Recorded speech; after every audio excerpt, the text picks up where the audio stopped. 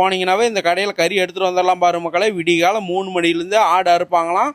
நீங்கள் காலையில் போனாலும் சரி, விடிகாலமே போனாலும் சரி, அவங்களோட கான்டாக்ட் நம்பர் கோலை கொடுத்துக்குற பாருங்க மக்களே. கண்டிப்பாக இந்த கடையை விசிட் பண்ணி பாருங்கள்.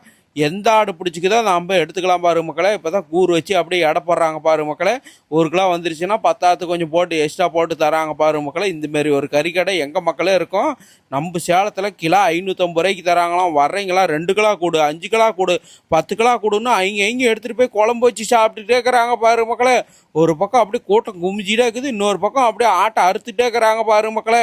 ஒருத்தர் 2 கிலோ கொடு, 3 கிலோ கொடுன்னு எல்லாம் வாங்கிட்டு போகிறாங்க பாரு மக்களே. நானும் ஒரு 5 கிலோ கறி எடுக்கலான்னு பார்த்தா நம்மளுக்கு கறியே சிக்காதாட்டேங்குது.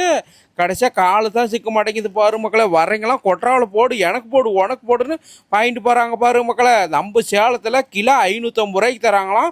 மக்கள் பார்த்திங்கன்னா அப்படி கூட்டமாக வந்து வாங்கிட்டு போயிட்டே இருக்கிறாங்க பாரு மக்களே. எந்த கூறு பிடிச்சிக்குதோ எடுத்துக்கலாம்.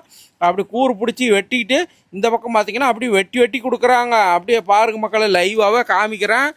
எல்லாமே இந்த கடையில் இருக்குது பாரு மக்களே. ஒரு பக்கம் கறி வெட்டுறாங்க, இன்னொரு பக்கம் நம்ம அண்ணன் பார்த்திங்கன்னா அப்படியே ஆட்டை அப்படியே உரிச்சிட்டே இருக்கிறாரு. அப்படி எலும்பு தனியாகவே எடுத்துடுறாங்க பாரு மக்களே. கறி தனியாக எலும்பு தனியாகவே எடுத்துடுறாங்க. நாம் எந்த ஆடு பிடிச்சிக்குதோ அப்படியே வாங்கிட்டு போய்